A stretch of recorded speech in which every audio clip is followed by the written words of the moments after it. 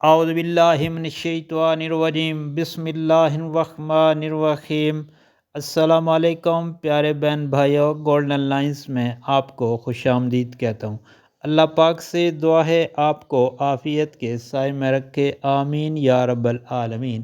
پیارے دوستو، حضور نبی کریم صلی اللہ علیہ وآلہ وسلم نے ارشاد پاک فرمایا، رات کے ذکر اور دعائیں۔ پیارے دوستو، حدیث شریف میں آیا ہے، جس شخص نے رات کو سورہ بقرہ کی یہ دو آخری آیتیں پڑھ لیں، اللہ تعالیٰ اس کو ہر برائی سے محفوظ رکھے گا۔ تو پڑھنا یہ ہے، بسم اللہ الرحمن الرحیم۔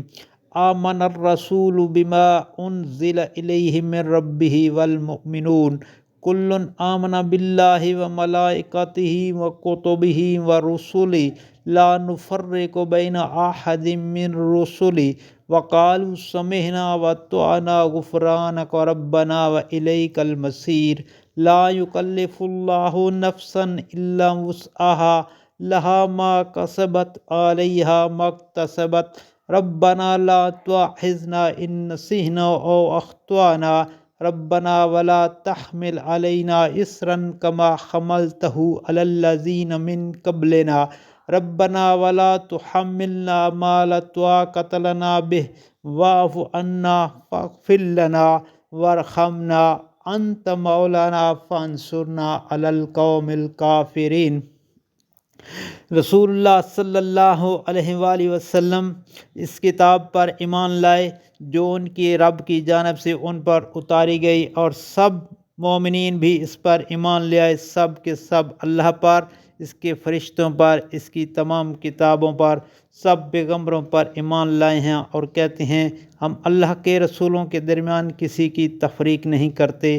اور ان کا کہنا ہے کہ اے ہمارے رب، ہم نے تیرا فرمان سن لیا اور مان لیا، اے ہمارے رب، ہم تیری مغفرت کے طلبگار ہیں اور تیری طرف لوٹنا ہے۔ اللہ کسی پر بوجھ نہیں ڈالتا مگر اسی قدر جتنی اس کی طاقت ہے۔ جس نے جو اچھے کام کیے ان کا نفع بھی اسی کے لیے ہے، اور جس نے جو برے کام کیے ان کا خمیازہ بھی اسی پر ہے۔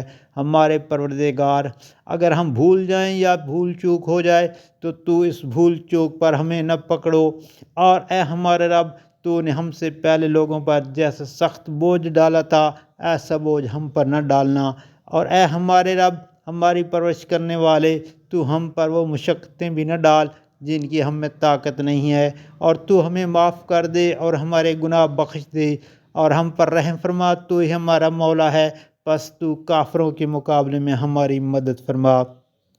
پیارے دوستو، رات کو سورہ اخلاص بھی آپ پڑھیں، بسم اللہ الرحمن الرحیم۔ قل هو اللہ احد اللہ الصمد لم یلد ولم یولد ولم یکن لہ کفوا احد۔